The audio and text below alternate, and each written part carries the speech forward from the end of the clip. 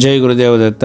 పంచాంగము అంటే తిథి, వార, నక్షత్ర, యోగ కరణాల గురించి తెలియజేసేది. పంచాంగంలో మనకి 27 నిత్య యోగాలుంటాయి. ఈ యోగాలలో ఒక 2 యోగాలని మహాపాతక లేదా క్రాంతి సామ్య యోగాలు అని అంటారు.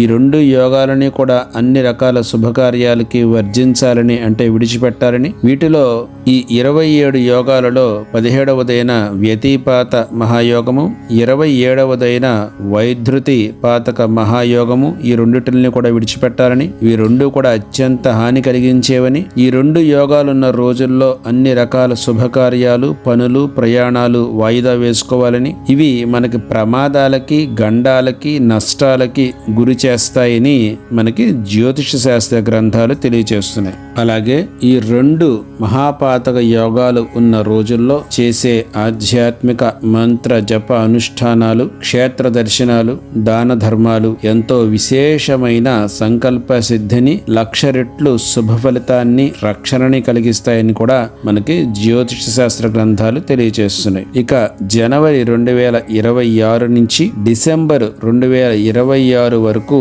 ఈ యోగాలు ఎప్పుడెప్పుడు వస్తున్నాయో మీకు తెలియచేయడం జరుగుతోంది. జనవరి 2026లో జనవరి నెల 13, 26 తారీఖులు, ఫిబ్రవరి 7, 21 తారీఖులు, మార్చ్ 5, 18, 31 తారీఖులు, ఏప్రిల్ 13, 25 తారీఖులు, మే 9, 21 తారీఖులు, జూన్ 4, 17, 26 తారీఖులు, జూలై 10, 22 తారీఖులు, ఆగస్టు 5, 17, 31 తారీఖులు, సెప్టెంబర్ 12, 25 తారీఖులు, అక్టోబర్ 7, 21 తారీఖులు, నవంబర్ 2, 16, 28 తారీఖులు, డిసెంబర్ 12వ తారీఖు. ఈ తారీఖుల్లో అన్ని రకాల శుభకార్యాలు, ప్రయాణాలు, ముఖ్యమైన పనులు వాయిదా వేసుకోండి. అలాగే ఈ తారీఖుల్లో విశేషంగా మంత్రజప అనుష్ఠానాలు, దైవారాధన చేసుకున్నట్లయితే మనకి విశేషమైన శుభ ఫలితాలు, రక్షణ కలుగుతుంది.